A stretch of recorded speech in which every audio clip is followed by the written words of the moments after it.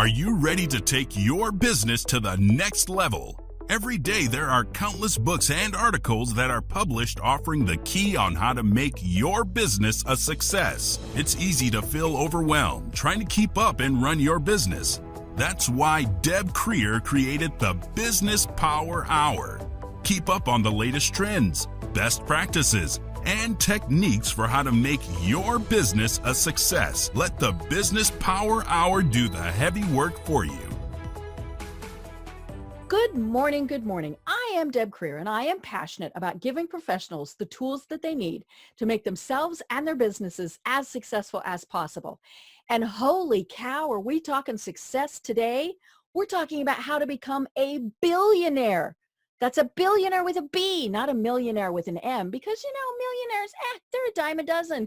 We want to become billionaires, or at least learn how many billionaires got to have that much money and the tactics and the strategies that they use. And it was great reading my guest book because he's got so much information about it. So please join me in welcoming Rafael Badziag to our program today. Welcome, Rafael. Thanks for having me. It's a pleasure. Great. Well, you're actually in Germany. I love it. I interview people around the world, but I think you are my first guest in Germany. So, so much fun. So let me tell, yes. So let me tell people a little bit about you, and then we'll jump into this because it really is going to be a fascinating subject. So Rafael Badziag is a global entrepreneur, top TED speaker who reached over 3 million views, best-selling author, and angel investor. He is a valued expert in psychology of entrepreneurship, specializing in self-made billionaires, and was featured on NBC, ABC, CBS, BBC, and Fox networks, as well as in Forbes, CNBC, USA Today, Wall Street Journal, Business Insider, Entrepreneur.com, Inc., and many other leading national newspapers and TV networks in over 40 countries around the world. He is a valued contributor to CNBC, Business Insider, and Entrepreneur.com. He has done what no one else has done so far: opened the most inaccessible doors to some of the wealthiest people on the planet. He worked for years with over 20 self-made billionaires, and using firsthand information on their methods and mindsets, distilled their secrets into 20 mental principles that enable them to start from zero and create billions of dollars in value during one lifespan. He shares these in his book, The $1 Billion Secret, so that you and I can follow their path to extreme wealth and success. So again, Rafael, welcome. Thank you. It's a great introduction. I know, so much fun. And we went through the whole alphabet soup of networks and things, but that just goes to show how important and informative your information is, because it really is cool. So I had a digital version of your book. You've got the real version. Hold it up just so people can see it. Here we go. It's great. And it's even got highlights in gold, folks. 20 principles of billionaire wealth and success, right? Perfect. I love it. Well, that's, deciding to even do this has been an absolutely phenomenal story.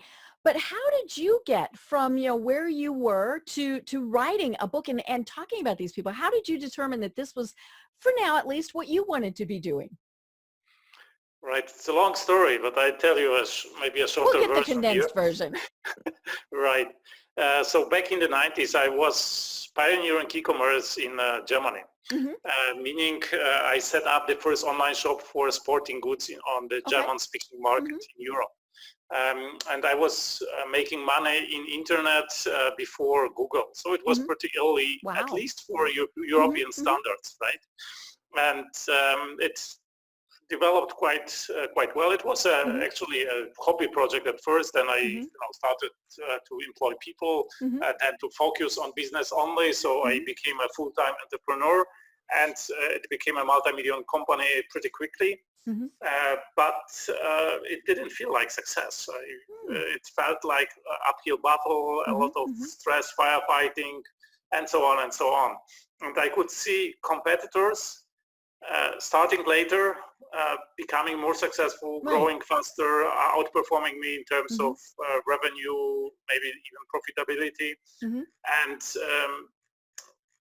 I realized there was something missing in me, in my entrepreneurial personality, because I am a mathematician myself. So I didn't have a business education. And at the beginning, I thought, if you got the right business model, you will be successful, right? If you do the right thing, if you find the right idea and implement it, then you will be successful. But after a while, after maybe 5-10 years into the business, I realized everybody has the same business model in my industry, and this is standard in every other industry. Practically everybody has the same business model. And so who wins in that competition, so to say? Of course, the best entrepreneur. So it is a lot about the personality of the entrepreneur, how you approach business, how you build your company, how you are the one who employs the people, who somehow trains them, motivates them, gives them direction, who somehow installs the company culture, and so on and so on. So I realized I was just lacking some of these skills, and maybe also of the entrepreneurial mindset, because I had this purely technical approach to business, right? I saw it as a, let's say, automaton, as a machine, and it is a lot about people, right? About people in my company, around my company, and of course about myself. So I started to educate myself, to read all these books about personal development, about millionaire thinking, about business, going to different conferences, and so on and so on. And I had this key experience at one of the conferences where I was high-fiving with other people and shouting to each other, "You've got a millionaire mind." And this somehow didn't resonate with me. I didn't know what it was at the beginning. And after a while, I realized, of course, I've got a millionaire mind. I have built a multi-million-dollar company, right? But it's just, it didn't feel successful. It's actually nothing unusual, or it's not really a sign of success, because then I realized how many millionaires we have in the world, and that being a millionaire nowadays, in our times, in business is a pretty average performance, right? You're in the States, and from the statistics, I know if you are in the United States, when you survive 5 years in business, then your chance of being a millionaire is 50%. So half of the people who survive 5 years of in business in the States become millionaires. So this is really average, right? This is, you would say, mediocre performance in business. Nothing unusual, nothing to be somehow excited about. And I realized this knowledge, this millionaire knowledge that you find in thousands of books, in many conferences and so on, this is just not enough to compete with the people I had to compete that were just better than me. And I had that millionaire knowledge apparently already. Right? Because you've done it. Yeah, I've done it. I had built a multi-million-dollar company already, and I was a millionaire at that time. And I realized in order to compete with them, I will have to go for the knowledge, or use knowledge that is of a much higher level, that much higher value than the knowledge they have. And then I realized, in every way of life, wherever you do, you should always learn from the best in that field, from the best people in that field. And why that? Because, the effort you put in, the amount of work, of time, maybe of money that you put in will be the same, but the results will be completely different, right? So if you, let's say, want to be a really good basketball player, if you want to play in NBA, you don't learn from your local hero. You would like to learn from Michael Jordan or people like that, right? And this is the same in business, right? If you want to be really successful in business, you should learn from the best people in business. And then I just had to realize who are the best people in business. And, in many different ways of life, you can define success differently. But in business, there is just one objective measure of success. And this is really simple. And this is net worth. Money. Or net worth, let's say. So to be more precise, it's about money, but net worth. So net worth because means, it's not that you have that money in the bank. You don't. Exactly. So this is not everything else. money. This is one of the misconceptions about the billionaires, right? But net worth. Net worth means generally the amount of value or the value you have created in your business career. And this value is, of course, stored in different forms, mostly in forms of the shares in your companies or in the companies you have built, right? So with that definition, the best entrepreneurs in the world are at the same time the wealthiest people on the planet, right? So so for me now it was a challenge or a question of learning from the best people in the world, from the billionaires. We call them billionaires, right? The wealthiest people in the world nowadays are billionaires. But now I realize what kind of a challenge it is, because actually billionaires are extremely rare creatures, right? If you take the world on average, only 1 in 5 million people in the world are billionaires, right? So to go out and meet a billionaire on the street by accident, so to say by chance, it's like winning the main pot in the national lottery, more or less the same probability, right? And for a book, or if I wanted to learn, let's say from 20 billionaires, the probabilities are so low. I don't know if you know anybody who won 20 times the main pot in the national lottery. It's just plain impossible. There are no people like that in the world, and there will never be, right? So it was quite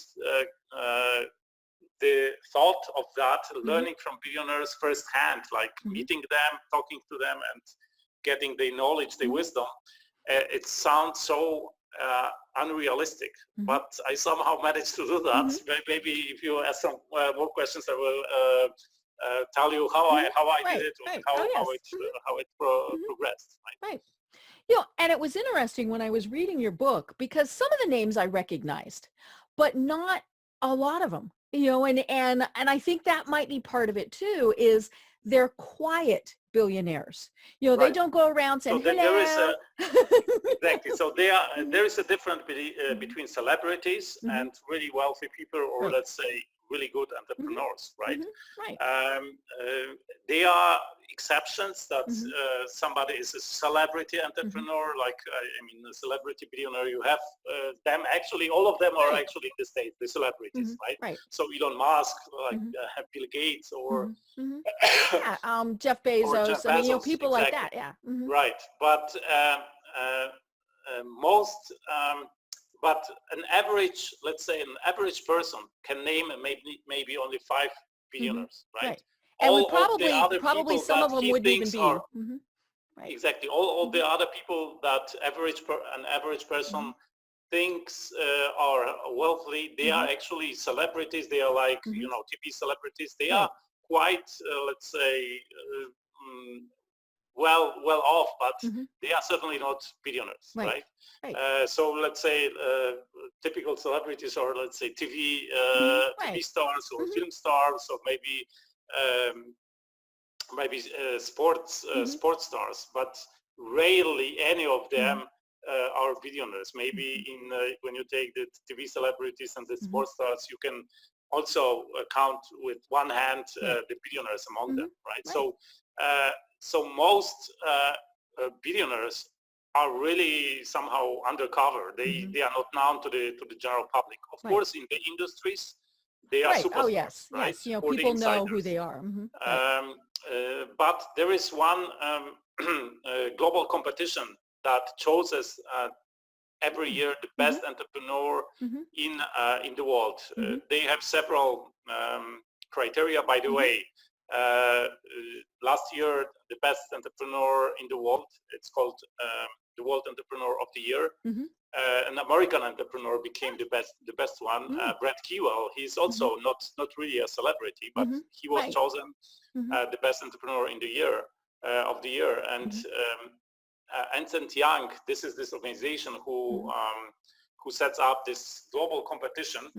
They choose every year in every country the best entrepreneur in that country. This is then called Entrepreneur of the Year. And once a year, the best entrepreneurs come from every country, come to Monaco to choose the best one in the world.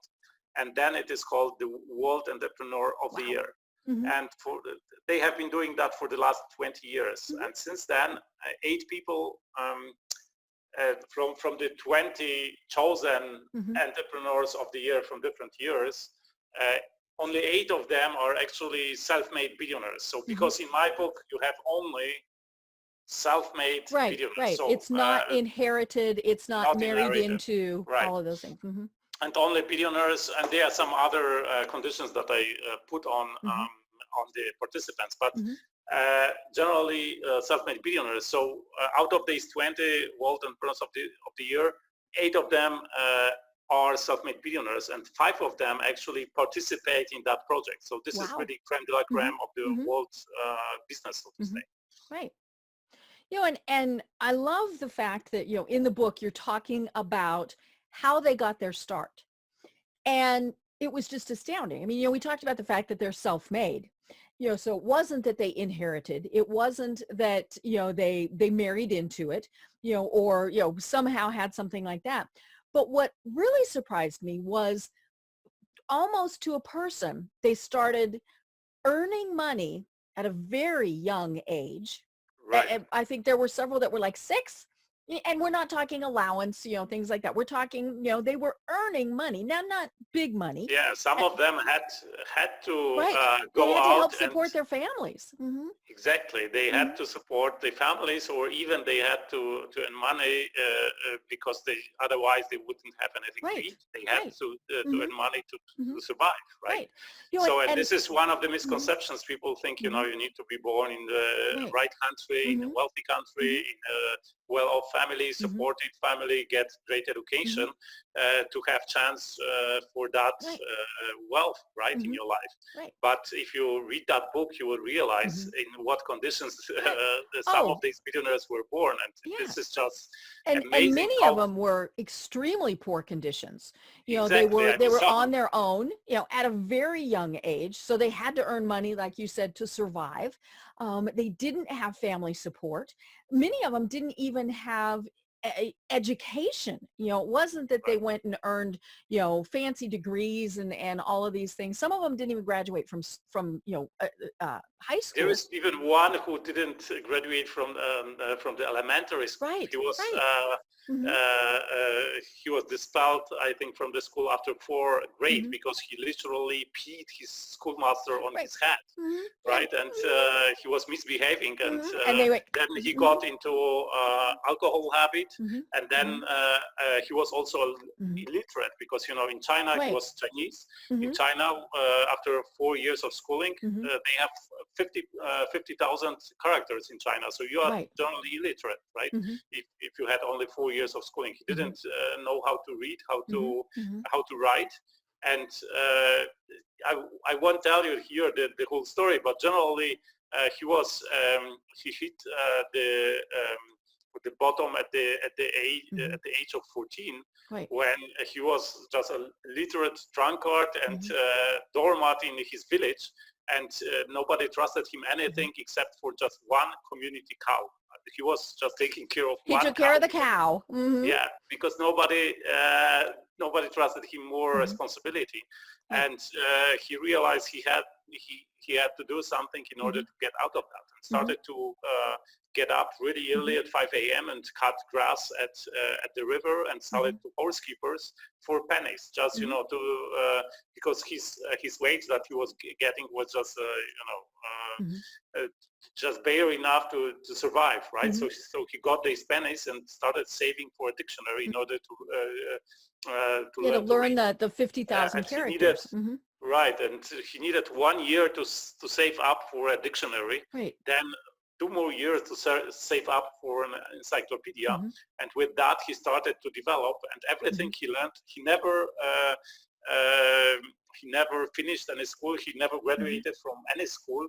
Everything he learned in his life is all autodidact. Mm-hmm. So he learned by himself, and roughly 50 years after hitting the rock bottom, he became not only one of the largest or the largest auto glass manufacturer in the world with mm-hmm. Real Glass, with his Chinese company. He, by the way, he owns some factories also in the United States and mm-hmm. employs, I think, 5,000 people in the United States as well. So he not only became the largest auto glass manufacturer, he became a billionaire, one of the wealthiest people in China. Mm-hmm. And he was awarded several times the award for the greatest philanthropist in China or in Asia, even in mm-hmm. Asia. Mm-hmm. And 2009, he became the World Entrepreneur of the Year, so mm-hmm. the best entrepreneur in the world. So this is how what you can achieve in one lifespan if you really mm-hmm. Have that perseverance, if you really have the drive, the motivation. Mm-hmm. And this is what, let's say, the general audience thinks is just impossible, or mm-hmm. Let's say most people use as excuse right. the conditions they were born mm-hmm. in, or the right. conditions they are in, and they say, I just didn't have the mm-hmm. chance, or it's the others that are that are to blame for mm-hmm. where I am. But these people, they just don't blame anybody. Right. They're like, whatever. Just get up and mm-hmm. get to work. Mm-hmm. Right. And obviously the drive is probably the biggest thing that they all have is, they're going to go from, in many cases, virtually nothing or even nothing to becoming these billionaires. And you can't do that if you don't have, obviously, a strong drive. But they had a lot of other work ethics and things like that. And you talk about 20 of those in your book. But what's the, aside from just the sheer numbers, what is the difference between someone who's satisfied, is maybe the way to be a millionaire, and that person who is a billionaire? Because there is, there's a very big difference. And I love how you always contrast those in the book. Millionaire does this, a billionaire does this. Right. So I identified 20 aspects in my book where I identify the success on these three levels and mm-hmm. the thinking on these three levels. Mm-hmm. And you have to know, of course, it was a global project. So the billionaires in that book are from different countries, right. different cultures, mm-hmm. Different religions, mm-hmm. even world regions, and so on. Mm-hmm. And so as far as I know, nobody has ever done anything like right. this in mm-hmm. the history to gather so many billionaires mm-hmm. for a book project and on a global scale on mm-hmm. top of that. And they are, of course, different personalities. Mm-hmm. But but they have these common denominators that are the same in their mm-hmm. personalities, and that are decisive for the achievements, independently mm-hmm. of where you are in the world, what culture, mm-hmm. what language you speak, and what religion you belong to. And so now about these three levels of success. So in these 20 aspects, I identified three levels. Mm-hmm. The lowest level I call the drifters. So these are generally the unsuccessful people, mm-hmm. people who just drift through the oceans of their lives mm-hmm. and driven by let's say, moved by the waves of events or the winds right. of opportunities. We're just whatever. Happy to float along. We get our paycheck. Exactly. So, mm-hmm. So they don't know where they go, and of course mm-hmm. they don't know how to get there because right. they don't have these goals. Mm-hmm. Right. Then we have. So this is the lowest mm-hmm. level of success. Of course, these people are pretty unsuccessful in business. Mm-hmm. Then we have the level of millionaires. This is the level that until now was considered success in business, right? Mm-hmm. But what I realized, the millionaires, or as I said before, are pretty average. It is a pretty average performance in, mm-hmm. In business nowadays. Mm-hmm. And they have also different thinking from the really successful people, mm-hmm. So to say, the world champions in business, mm-hmm. From the billionaires. Mm-hmm. So this is the third level of success. Mm-hmm. And I start the book actually with this different because we have these differences in these 20 aspects. And I start the book with this first major difference that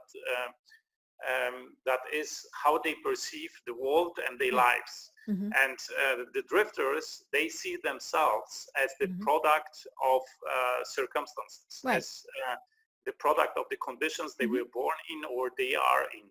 Right? They say things like, in order to be successful, you need to be to be lucky, right? Because only you can achieve success only through luck.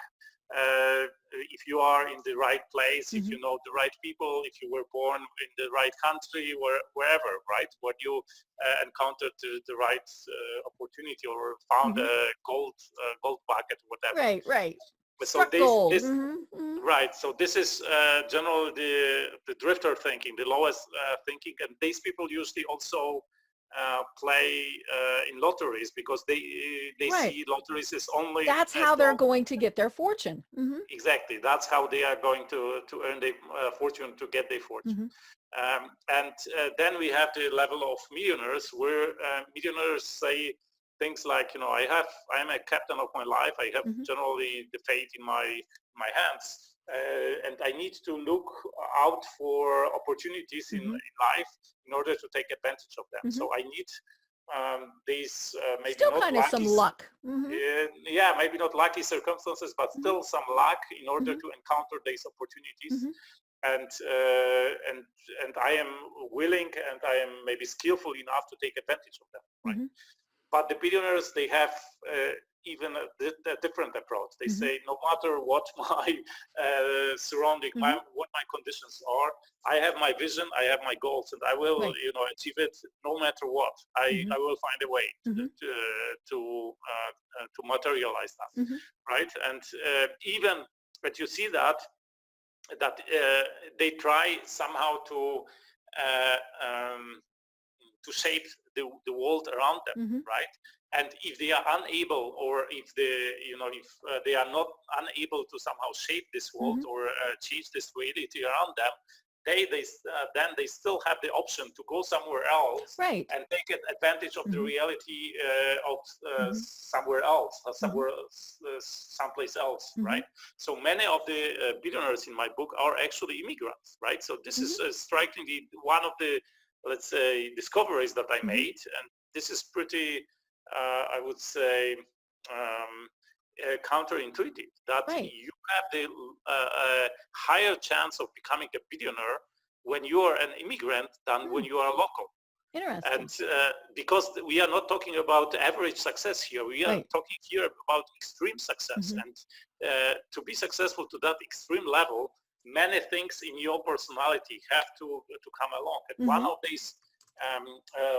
of these let's say personality traits, or these personality aspects, is hunger, for example. And when you are local, when you are born in a country, when you raise in your, let's say, fluffy environment, and you are being taken care of and so on. Right, you have a lower drive, shall we say. You have a lower drive, lower motivation. You don't have that hunger for success because you will be taken care of. I mean, you don't have to prove yourself. You don't have to perform, right?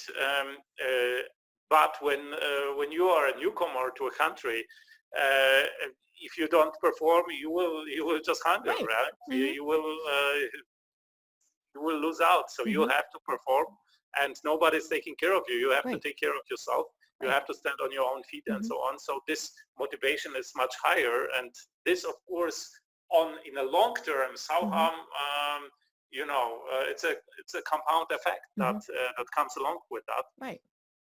This is one thing, and the other thing is many of the billionaires, they were really experiencing hunger in their childhood. I mean, physical hunger, right? I have people who are immigrants to, I mean, in that book, there are two people who are immigrants from Europe to Canada. One of them immigrated after the Second World War from from Austria, who Mm-hmm. he was hungering, of course, in Austria after Mm-hmm. the Right. lost war. Yeah, it was post-war. Mm-hmm. Yeah, post-war. So he experienced hunger himself, and and this hunger still is in his heart. So Right. he was Yeah, you can always go back to it. It's, right, and there's a fear of that. Mm-hmm. this fear of that. So he was like building that business in order to never hunger again. Mm-hmm. And of course, this somehow developed later into more philosophical Right. attitude Mm-hmm. to also make sure that other people don't hunger or don't Right. have to hunger, like his employees and recipients of his philanthropic activities. Mm-hmm. And also another billionaire, Frank Hasenfratz, who immigrated from Hungary after the Hungarian uprising against the Russians, who came to Canada with zero money in his pocket. He got only $5 as a start from an immigration officer, that he was living for 1 month in a railway station, on a bench, sleeping on a bench in a railway station. He was generally homeless for a month. And he knew if he didn't take care of himself, nobody would, right? Right. And this drive stayed with him till today. And right. This is the guy who says, because most people don't realize, how strong the drive of billionaires are, and how high the work morale is, or right. the working ethics is. So Frank Hasenfratz, for example, says, nowadays I am 70 something, so I work only half days, from 7 a.m. to 7 p.m. Right? Oh, 7 to 7 is a half day. It is. So this is half not day for somebody in their 70s. Right? Right. Right. And one of the things that really struck me as I was reading, and it didn't matter what level somebody started at. We're clearly talking about some of the ones that start at, extreme poverty. And then there were, several that weren't, but they did not blame anyone else for it. Just, it wasn't, oh, woe is me or anything like that. It was just, that's the way it was, but we're going to get out of it and get better. And I think that's one of the things that many people do is, and you kind of mentioned that we think, well, it takes luck, and we blame others. Well, I didn't get X because, and instead of, well, maybe I just didn't try hard enough, or, all those various things. And when something went wrong, they went, okay. Okay. I tell you a nice story from the book that will, I think, inspire your audience.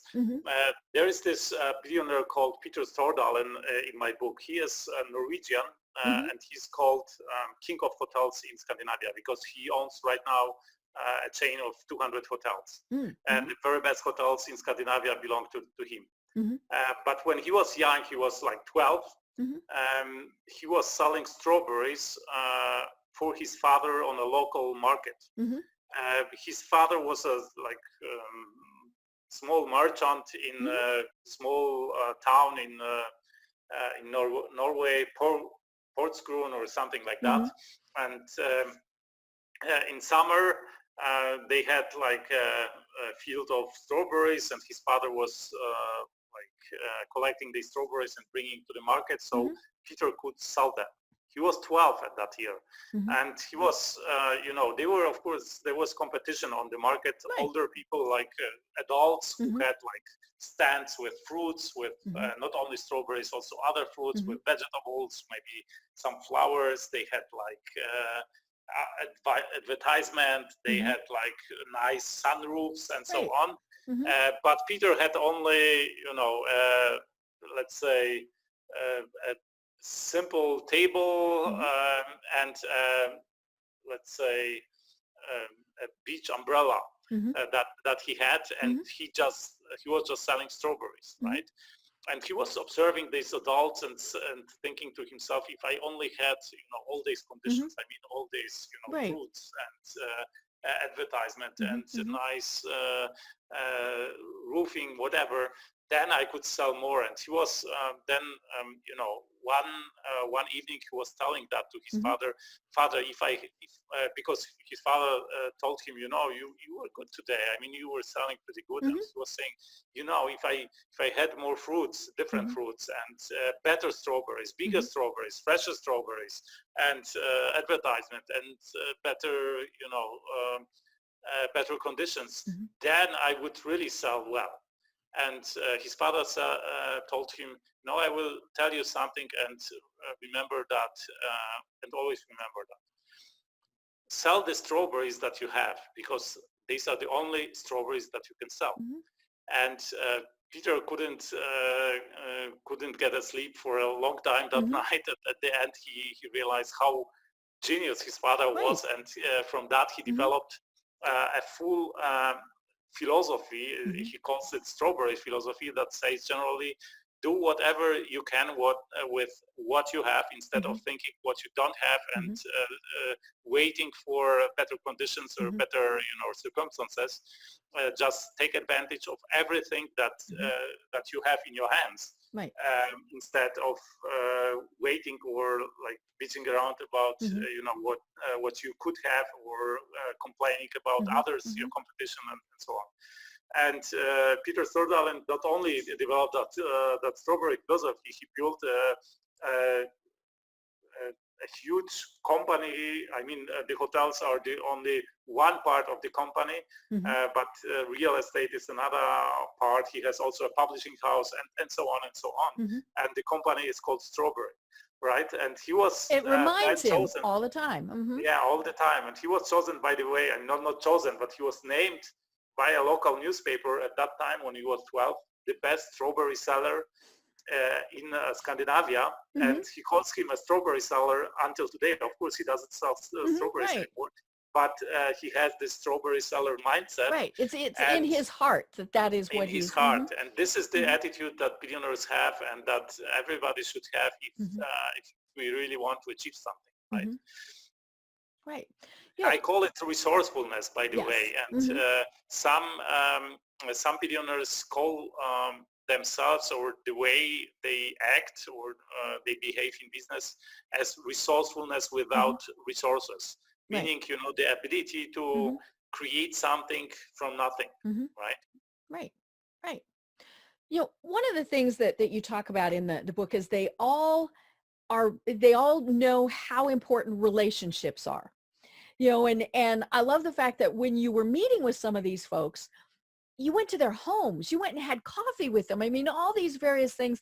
And we would typically think that you would have had to have gone through, 9 different people to get to be able to go meet them in their office, for like 5 minutes worth of their time. But they understand that that's not, they got to where they were by relationships. And so, it was very important to them to always be carrying that through. Right, absolutely. So, to the first part of your story, it was really a great challenge to get to these people. Right. And, it's not like they have email addresses that you can Google, right? Right. So one of the things to get through all these gatekeepers, because behind them they are like organizations of hundreds of thousands of people, right? So armies of people, generally they are kings in their kingdoms, you would say, right? So it is really difficult to get through to them, and not to be somehow rejected on a lower level by a manager. Right. Yeah, you get to talk to the HR person, PR manager, or HR, whatever. Or then personal assistant at the end, but to get to them. And then another challenge is to actually convince them that they should spend some part of their time on your project, right? Because some of the interviews they took maybe several hours, but they were also interviews that took several days, weeks, or even several meetings throughout 2 or 3 years, right? So I was also staying on the yachts, or even living on the yacht. So it went pretty far, and I also won several friends among billionaires, close friends. So, but coming back to the second part, Yes, you have to realize that business is about people, right? Mm-hmm. Without people, there is no business. And Right. if you don't, let's say, me, Rafael, if I do business with IBM, I don't really do business with IBM. I Right. do business with somebody Mm-hmm. who represents IBM. Mm-hmm. So I have to build that relationship. And for example, a good measure for your future business success is the measure of how satisfied your customers are, Mm-hmm. or on another level, how sustainable, how long-term the relationships Right. are that you have built with your customers Mm-hmm. or with your other stakeholders. Mm-hmm. Because it is it is always difficult to build a new relationship, Mm-hmm. and it is much easier to sustain a relationship. Right. So it is really important to build long-term relationships, Mm-hmm. and that are based on trust. Because in another thing that most people don't realize is Mm-hmm. in business, it doesn't actually really matter who knows you. It even doesn't matter who likes you. Mm-hmm. But what really matters, and because if you have only that somebody knows you and somebody likes you, it is enough just for one-time transaction. Right. Business. Mm-hmm. But if you want to have a long-time relationship, if your business really if you want your business to be really sustainable, long-term, successful in the long term, you need to have these long-term relationships. Right. Days you can build only with trust. Mm-hmm. So it doesn't matter who knows you, it doesn't matter who likes you, but it matters who trusts you. Mm-hmm. So this is, by the way, the wisdom of Naveen Jain, an American entrepreneur, Mm-hmm. also an immigrant from India, who worked for Bill Gates Mm-hmm. at the beginning at Microsoft, before Microsoft went public, and then created his own company, InfoSpace, I guess.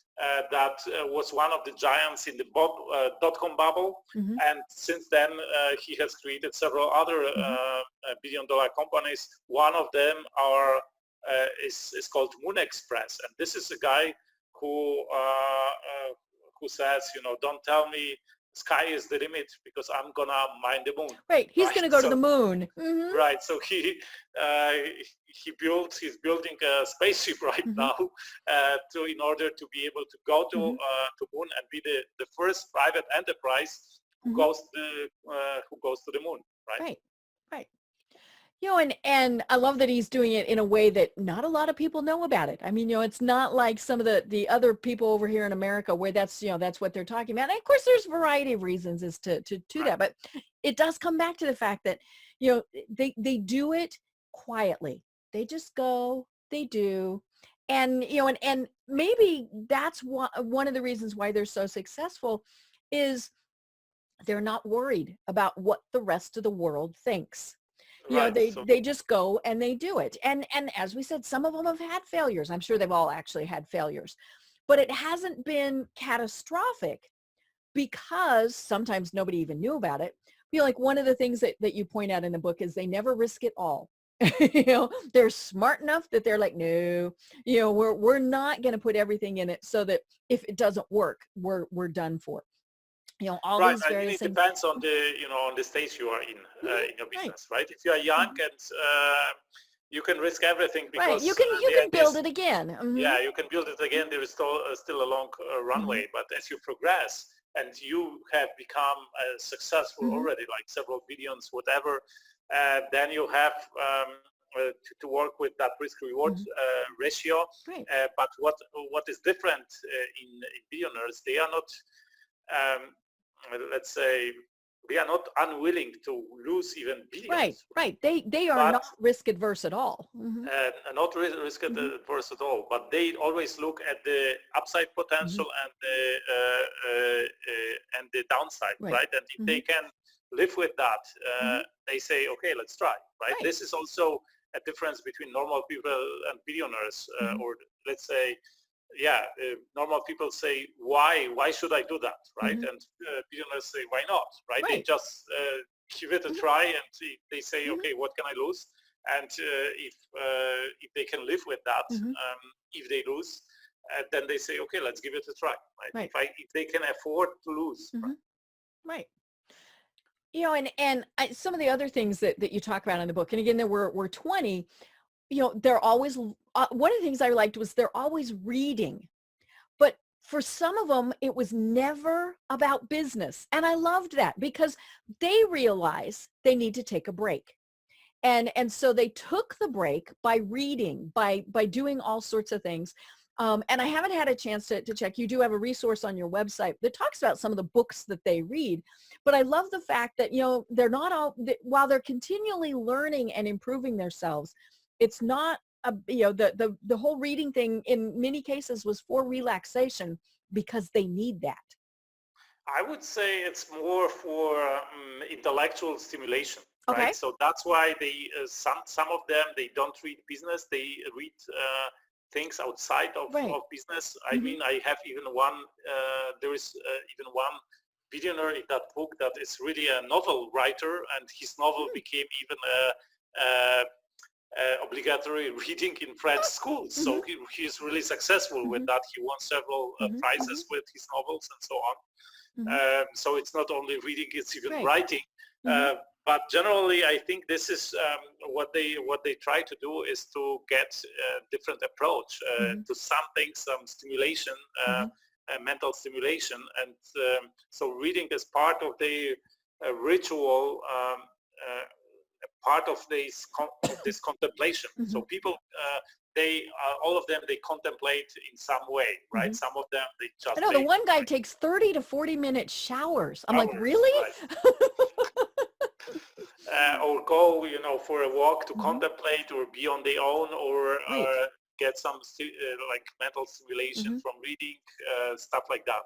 So it seems important, and they try to always find a new way of looking at things, of approaching problems, approaching maybe the reality that gives them the edge, or let's say a perspective that maybe nobody has and nobody has taken before, right?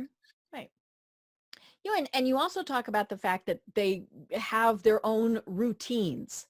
You know, they do pretty much the same thing every day, you know, and I think that's where so many people, you know, get lost as a business owner is, you know, we do this, then we do that, then we do this, then we do that, and, you know, all these various things with our day.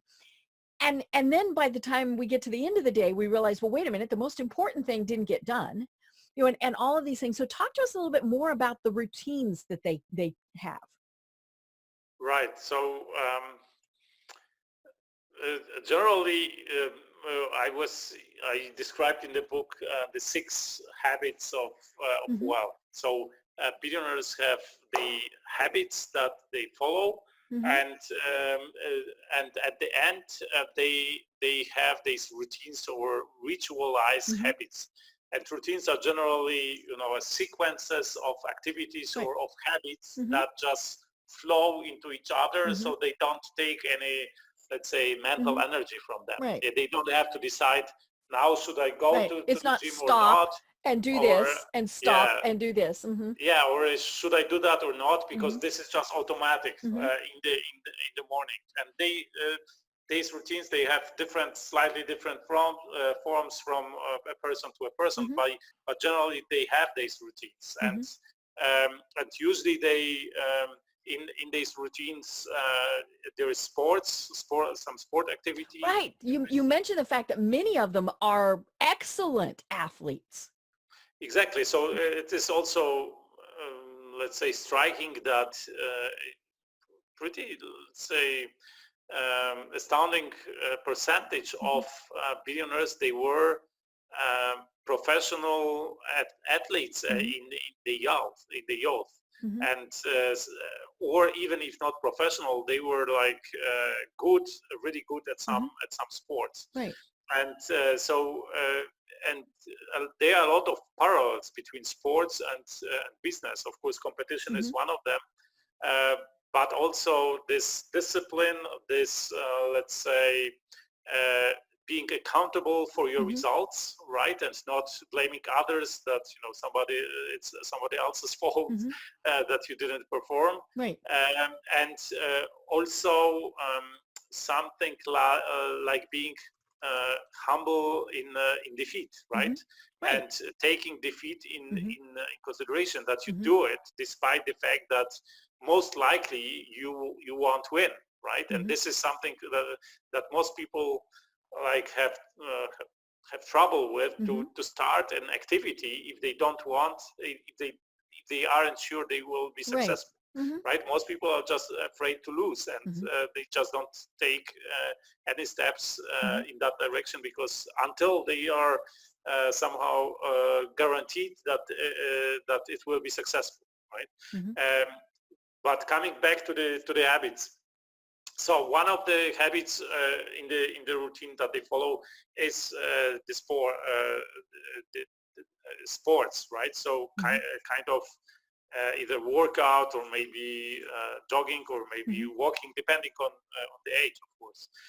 Then there is this meditation in different forms, so like taking shower, 30-minute shower, reading, whatever. So reading is another habit that they have, and also taking care. Okay. So these are, let's say, the morning routines. Right? There are other habits that are in the other parts of the day, or general habits like taking care of the health.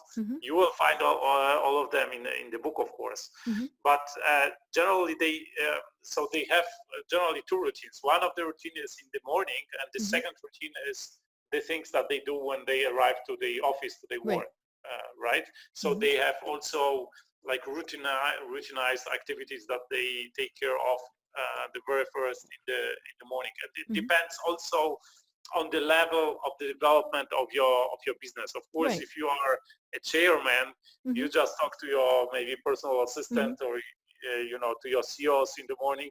But when you are in the beginning, you go to your factory floor and talk to the people, or maybe take talk to your secretary. What are the tasks that you need to take care of? So it depends, of course, on the level. I mean, how far you are into your business development. Right.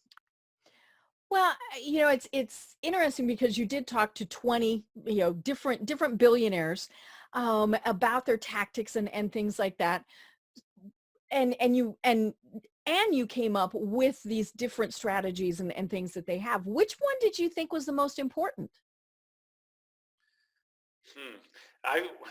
This is like, I would like to say here something that may be not. I don't want if I don't think I don't know if your audience will want to hear that, but the most important thing is to realize that success in business isn't guaranteed. Right. Only the failure is guaranteed if you do the wrong things. So all of these 20 aspects are necessary. Necessary if you want really. And you can't just say, I don't want that one. Right.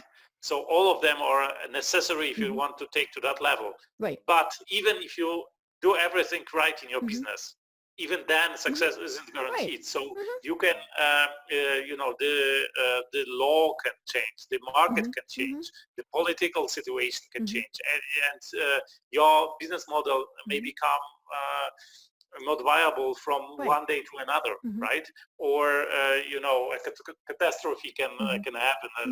Your factory can get flooded, in a climate change catastrophe, whatever. So there is so many things that can happen to you, but the clue is to do it anyway, with the knowledge that it may not be enough, or with the knowledge that you may fail. Right. Because if you don't do anything, nothing will happen. Right. And if you do fail, figure out why and go on. And I think that's what happened. So many people were like, no, didn't work. Just not going to try again. So this is why most people don't succeed, because they just give up too early, right? So this is another, let's say, aspect that it doesn't matter how many times you fail. If you get up every time and take your conclusions from that and continue and never look back also, because many people, or I mean all of us, actually spend time, or maybe too many time, thinking about past failures instead of how can we proceed from that. Right. And obviously there's lots more in the book, and we want people to buy the book. So we weren't going to just do this, then this, then this, and this. But, several of the ones that the other ones that struck me were things like, they always live with integrity. These are not people who you're going to hear about because something bad might happen, but that could be that, but it's personally, they're living with integrity.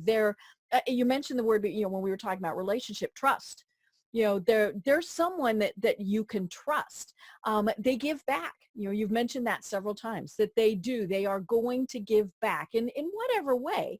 And part of that is because so many of them really struggled. So they're going to make sure that others don't struggle with that.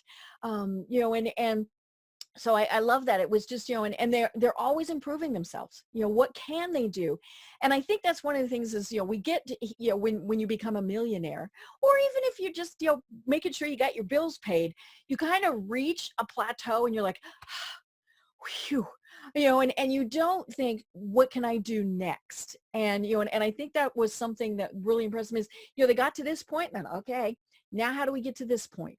And they always just kind of continued improving, continued looking at ways that they could continue to really be advancing. And, and one of the things that also really struck me is, for them, it wasn't about how many dollars or euros or whatever they had in the bank or were worth.